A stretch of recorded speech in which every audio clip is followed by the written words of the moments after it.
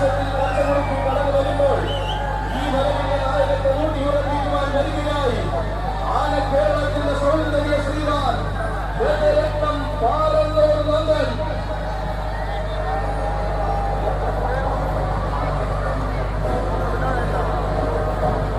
ഇതിഹാസ സൂര്യനായി പ്രയാത മലയാളം ഭരിക്കുവാൻ ചരിത്രപരമായി ഈ മണ്ണിന്റെ മണിപ്പറയിൽ നിന്നും തന്റെ സാരഥി മറളി ബാലൻ